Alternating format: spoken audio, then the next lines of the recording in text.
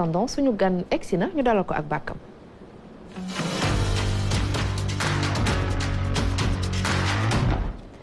Mouhamed Niang lay wuyoo expert ci wàllum conformité waaye itam doon ku passionné ci wàllum bonne gouvernance dalal jàmm ci plateau bu Salimto Mouhamed. jërëjëf maa leen di sant di leen gërëm maa ngi nuyu ñi fi toog ñëpp ci plateau bi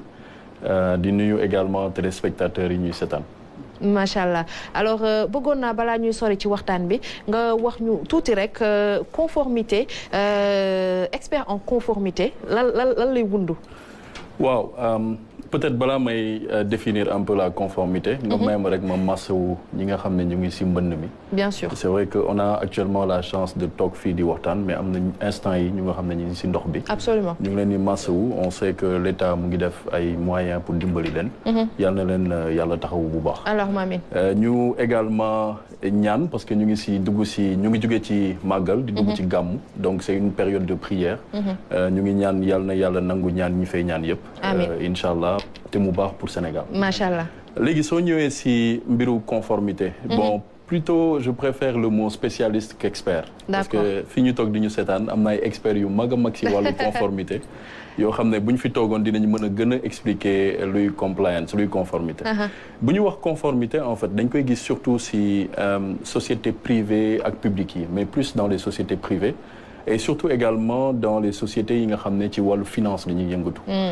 conformité benn entité la benn fonction boo xam ne day nekk ci biir entreprise bi. moom rôle am mooy di saytu mooy di préserver entreprise bi pour que lépp lu nga xam ne yoon da ko daganal ñu mën ko appliquer. lépp lu nga xam ne nag yoon da koy tere ñu bañ ko def ci biir entreprise bi si seeni doxalin de façon générale. léegi ci biir conformité nag daf ci am benn discipline bu ñu tudd sécurité financière boobu moom c'est un point spécifique boo xam ne tout ce qui est blanchiment de capitaux. maanaam weexal xaalis. ak lutte contre le terrorisme. financement du terrorisme loolu lay saytu. d'accord donc boo jëlee loolu yëpp conformité dafa nekk à la fois benn gendarme. mën naa ko woowee noonu. boo xam ne day assuré wu que nit yi ñu ngi tëral entreprise bi ni ko yoon santé. et également am benn rôle conseiller parce que balaa ñuy dugg ci lu bëri dañuy laaj conformité xalaatam pour mu leer ne que on suit bien les règles avant ñu mën ko def. c'est conforme. que tout est conforme voilà. macha allah voilà exactement. Hassana tey ci beneen anam la ñuy waxtaanee ak moom mu di loi yi nga xamante ne yóbbu nañ ko assemblée ñu ngi ci waxtaan yenn yi taxaw nañ ci mu doon loi yu am solo yoo xamante ne yitteel na nit ñi yu ci mel ne lanceur d'alerte yu ci mel ne accès à l'information loi wu OFNAC bi ak yeneen ak yeneen. waa ñu remercier ko bu baax c'est rare nga gis ab ñangeen bu bëri xam-xam mais ab ñangeen bu am xam-xam lañu dalal tey Mouhamed ñu koy ziar bu baax a baax di ko ndokkeel ci weeram gi xam ne moom la ñu nekk ndax turandoo. maintenant par rapport ak conformité bi nga man su ma ko xool dafa mel ne yéen a ngi xeetu audit contrôle gestion mooy li xam ne moom ngeen di def pour mën a xool ndax li xam ne moom la ñuy def méngoo na parce que yaa ngi koy wax par rapport ak ndax mbirum blanchiment am na ca ndax loi yi respecté nañ ko ñu am benn loi boo xam ne démb jàll na fële ci assemblée nationale mu jëm ci mbirum déclaration de patrimoine mais itam yokkul li xam ne moom mooy paramètre OFNAC en termes de conformité ñi xam ne ñoo nekk ci kuje gi ñu bëri nee nañu dañ koo yàqamti yow de l'extérieur est-ce que loi bi am nga ci ab gis-gis boo xam ne jàpp nga ne ça arrive à point nommé ou bien c'est quelque chose qui a été précipité comme les autres l'ont dit. waaw pour tontu sa question bi je pense que du ma waxee sous angle politique bi parce que sous angle politique bi dépendamment de fi nga bokk rek yow loolu ngay défendre bu dee si nguur gi nga bokk da ngay ne donc lu baax la bu dee si kujji gi nga ne non dañ koy yàqamti indi si ay wax mais je pense que quand même ñëpp nangu nañ ne lu dëkk bu mel ni Sénégal bi nga xam ne c'est un pays en voie de développement mooy dëkk boo xam ne dooleem bariwul day bëgg accéder si croissance day bëgg accéder si développement économique comme moom mën a yokk dëkk yu mel noonu lépp lu nga xam ne day dooleel bonne gouvernance lu baax la si dëkk bi je pense que unanimement même ñi nga xam ne dañuy tey ne non baaxul wala timing bi du noonu je pense qu'en termes d'argument du ñu ñëw ne contredire ne que loolu lu baax la ci réew mi et dafa bokk en fait si màggaayu réew mi xam nga nit état booy dem il est important ngay mën a asseoir aussi ay lois yu dëgër yuy renforcer bonne gouvernance parce que boo ko xoolee bu baax bonne gouvernance maa ngi koy wax bee passé yàggul ci seen plateau benn émission plurielle maa ngi fay expliquer la relation entre gouvernant ak gouverné dafa commencer changer bu njëkk ba on va dire les gouvernés mooy waa réew mi ñooñu dañ doon toog seen attente bëriwul woon maanaam dañuy toog rek ñu leen di jox ay information ne leen réew mi nii lay demee mais léegi boo seetee rapport bi dafa changé léegi même bu gouvernant bi joxewul sax information gouvernement bi dafa exigeant le peuple est devenu beaucoup plus mature le peuple est devenu beaucoup plus exigeant et loolu yamul si nguur bu bees bi nguuru Sonko ak Diomaye dina aussi dépasser nguur bi parce que plus ñuy dem plus nit yi di gën a yeewu plus nit yi di gën a xam seen ak ak yelleef plus nit yi di gën a laaj ci gouvernant yi affaires yi gën a leer maanaam wàllum transparence maanaam lutte contre la corruption yooyu dafa di anam yu am solo donc boo saytoo si angle boobu rek déjà looy mën a wax da ngay ne d'accord nga ne loolu c'est une avancée majeure pour dëkk bi loolu lu baax la léegi bu ñu duggee nag ci biir loi bi loi wu OFNAC dafa am yu bees yu mu indi parce que il faut rappeler que loi OFNAC amoon na OFNAC a été créé en 2012 bi Macky Sall jëlee réew mi président Macky Sall bi mu jëlee réew mi dafa créé OFNAC Office national de lutte contre la corruption mais si ba mu ko créé moom daf ci doon en tout cas si loolu lu ñu mën a wax mooy da si doon xeex lu ñuy wax enrichissement illicite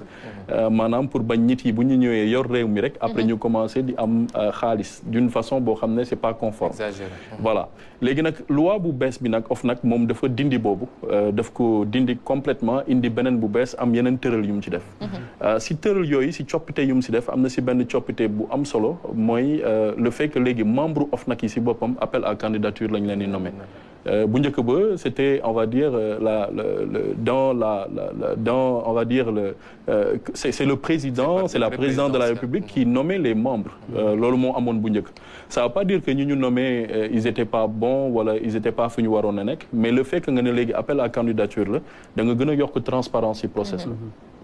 et quand on dit appel à candidature il faut ñu leeral aussi beneen affaire mooy appel à candidature c'est une présomption ça ne veut pas dire que nit ki jël nañ ko ci appel à candidature mooy c'est le profil idéal loolu ngay dégg dañ ne woy ñoom ñoo ne woon appel à candidature donc appel à candidature c'est pas forcément le profil idéal appel à candidature benn présomption la ça veut dire que c'est un filtre dañuy ñëw ne Jobaas mi toog ñun am nañ benn poste bu ñu bëgg léegi bu ñuy ubbi poste boobu dañ ci soxla kenn ku def journalisme ku am x années d'expérience en journalisme kenn koo xam ne peut-être dafa dégg anglais kenn koo xam ne maîtriser na outils yi Excel Word affaire yooyu léegi ñi doon postuler ñëpp dafa am ñu ñuy wàññi parce que am na ñoo xam ne très bien excellent am nañ c'est en fonction du CV et en fonction aussi du parcours parce que comme j'ai l'habitude de dire au-delà de ces filtres il y a également beneen affaire bu am solo mooy koy nommer da nga koy wóolu donc dans les critères il y a également la confiance il faut aujourd'hui que tu aies l'orientation bi ñi nga xam ne ñoo mettre en place OFNAC nga mën a ànd ak ñoom en termes d'orientation donc loolu lu am solo la si loi question de CV bu baax non CV bu baax am na si mais comme j'ai dit CV bu baax benn genre présomption la loolu si critères yi la bokk mais du CV bu baax kese après il faut également que nga mën a am orientation bi nit yi am ma jox la benn exemple tey benn Mohamed boo xam ne moom àndul ak ñoom du tout moom pour moom bu ñu jàppee koo xam ne day def corruption koo xam ne dafay guerre dañ ko war a bàyyi mu libre kooku mënul jiite kuréel boobu wala mu bokk si kuréel bi parce que kooku il faut mu nangu ne man damay ànd ak ñii pour xeex lépp luy guerre damay ànd ak ñii pour xeex lépp lu nga xam ne day faagaagal koom-koomu réew parce que bu leen fàtte benn affaire xam nga Sénégal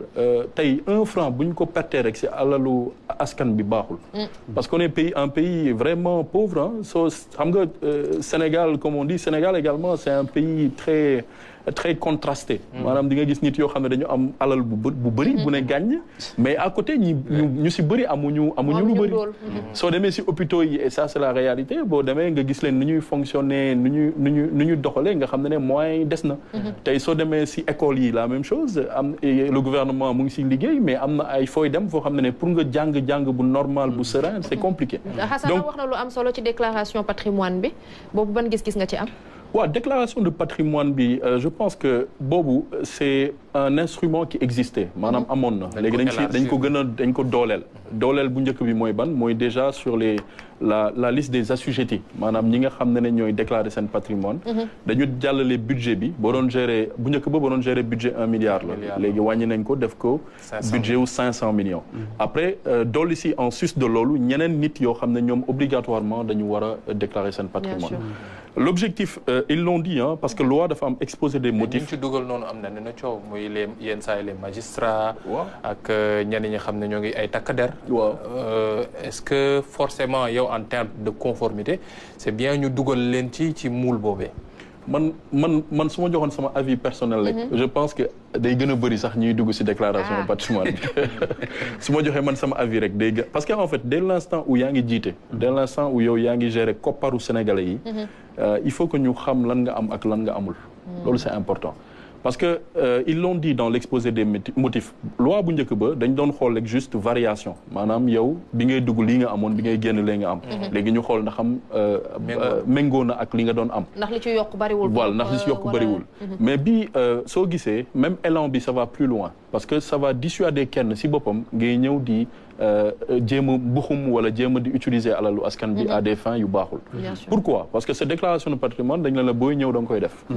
booy dem également da nga koy def. Et au-delà de l'aspect contrôle de lan nga am ci déclaration de patrimoine bi loi bi bees bi elle est assez coercitive. pour wan la ne yow ni ñu lay toppee ci boppam dafa bëri. parce que dañuy xool lan nga am te déclaration bi de patrimoine est devenue très exhaustive. ils ont précisé soo jëlee le canevas de déclaration de patrimoine da ngay gis ne dañ ci wax li nga am les avoirs bancaires. les dettes yi nga am. le patrimoine immobilier le patrimoine à l'étranger. donc en conséquence yow dañuy xam li nga am lépp. après maa ngi dégg j'ai pas eu malheureusement le temps de déglu débat yi dans le fond parce que projet de loi bi instant yi projet de loi la. après day dem assemblée. ñoom techniquement ñu def seeni amendement après ñu doog ko mën a promulguer. mais ce que je voudrais dire mooy maa ngi dégg ay réactions. am na ñu ne démb jàll na démb. waaw démb voilà exactement. donc war na delluwaat après présidence. c'est ça mais dans les débats dama ci capté benn rek malheureusement j'ai pas eu le temps de déglu bu baax maa ngi dégg ñu naan non loolu baaxul parce que day tax ñeneen ñu bëgg am alal bëgg ñëw liggéey ci dëkk bi duñ ko mën. mais xam nga fii Sénégal toll dafa laaj transparence cette déclaration de patrimoine kenn waxu ne dañ koy publier tey Diobass li mu am ci alal yëpp jël na fonction mooy dañ koy publier waxuñu loolu. mais quand même fi nga ko war a yóbbu muy OFNAC dinañ ko fa yóbbu ñu xool saytu ne lii nga am. et voilà et ça te yow sax da lay contraindre si loo xam ne du dëgg. xam nga ne bon ñii xam nañ lu ma am donc xam nañ samay revenu après bu may génn aussi dinañ mën a xam. ndax xam man nju jaaju ma. mais être dans une dynamique d'exclusion parce que ñi nekk société civile yëpp loolu la ñu wax mooy le président de la République à l'entrée rek lañ ko wax ne ko defal sa déclaration de patrimoine te loolu andi woon na fi coow en 2012 pour le président Macky Sall et en 2019 parce que nee nañ ko non ba ngay génn xamuñ ñaata nga yore. Est-ce que il n'était pas aussi attendu le président de la République même su fekkee ne du lu ñuy fësal mais ñu wax ne ah moom kat def na déclaration de patrimoine à la sortie comme c'est le cas pour les ministres et autres directeurs. Oui je respecte les propos de la société civile si fànn boobu respecté naa ko bu baax mais je pense que loi bi si boppam dafa def exclusion si président de la République. parce que dafa am beneen disposition buy régir bu président de la République muy la constitution. gis ngeen ne le président de la République est tenu conformément à la constitution de faire une déclaration de patrimoine. donc cette révision en fait il y a une disposition mère bu gën a dëgër boobu noonu. xam nga constitution moo ëpp doole benn loi organique. donc en conséquence je pense que c'est une disposition qui sera forcément mise en place mais fii nga xam ne foofu la tollool muy constitution. après loolu aussi il faut aussi mitiger le débat xam nga Sénégal fi mu toll tamit il faut leeral. le président de la République buy ñëw boo xoolee tout ce qui est moyen yu ñu ko jox. moyen dafa bëri le président de la République en vrai dañ ko ne rek yow demal nga liggéey yow dañoo soxla nga suqali Sénégal parce que au-delà de son salaire au-delà de li muy am comme avantage c'est quelqu'un qui tey alhamdulilah machallah donc bu génnee buy ñëw dafa mel ni ñu fal Diobass tey Diobass yore moom vie moom normal xëy benn jour Sénégal yi ne yow yaay président de la République en conséquence bu ñu defee 5 ans bu ñu paree ton patrimoine peut être colossal si tu as fait des investissements sa xaalis aussi day bëri donc pour man loi bi au-delà de nit yi ni ñuy indexer le président de la République la portée de la loi c'est pas forcément le président de la République mais c'est plutôt ñi nga xam ne ce sont ces lieutenants ñi nga xam ne ce sont ces directeurs généraux ñooñu ñoo gën a exposé à mon avis si affaire u ay guerre si affaire u luubal affaire yooyu donc c'est vrai que boo waxee si wax bi dañu naan non le président c'est vrai c'est important mais quand même les directeurs généraux xam nga les ministres rek ñooñu ils sont très exposés. Ça, c'est sûr. Et cette loi vise également ces gens-là. Diobass loi bi voté nañu ko benn abstention benn contre ñi ci des yëpp daal di koy nangu waaye am na beneen loi boo xamante ne ñu ngi koy xaar mu soxal lanceur d'alerte yi accès à l'information yooyu yëpp tamit ñi ngi ci. waaw maam ñu jaajëfal bu baax Mouhamed ci wuyu si bi ak disponibilité tey sooy xool mu ñetti loi yëpp mu jëm ci wàllu déclaration de patrimoine bi mu jëm ci wàllu OFNAC bi accès à l'information bi ak lanceur d'alerte yëpp tey sooy xool dafa viré wu ci côté bonne gouvernance mooy orientation bi yow tey en tant que expert nan nga jàppee ni tey moom la ñu war a fat parce que man tey mën naa def benn pour lutter contre la corruption en tant que journaliste ou bien en tant que créateur de contenu mën naa filmer benn vidéo alors que tey man je ne suis pas bien protégé su ma déclaré loolu police mën nañu porter plainte ou bien ki nga xamante ne tey mu laa doon dénoncé mu nekk ci biir entreprise bi ma nekk ou bien mu nekk à l'extérieur nan nga jàppee ni tey noonu la état bi gën a war a protéger ñi nga xamante ne ñoom ñooy lanceur d'alerte tey parce que tamit ce n'est pas benn moyen boo xamante ni man tamit dama ci war a permettre pour publier moyen de pression. waaw c'est vrai que loi sur les lanceurs d'alerte bi moom boobu moom dafa sensible sensible pour lan ndax fii réew mi toll c'est vrai que léegi réew mi xaw na changé bu ñuy waxee en d'autres mots réew mi xaw na changé parce que c'est vrai que yàqante bi bëri na fi toll trop loi wu lanceur d'alerte bi boo ko xoolee pour répondre à ta question boo ko liiree ba mu jeex da ngay gis ne on va dire l'État protège bu baax a baax le lanceur d'alerte parce que si loi bi daf ne lanceur d'alerte bi moom mën na def signalement mooy mu wax ne am na benn affaire bu fi xew boo xam ne du noonu mu signaler ko mën na ko signaler ci structure interne bu mu nekk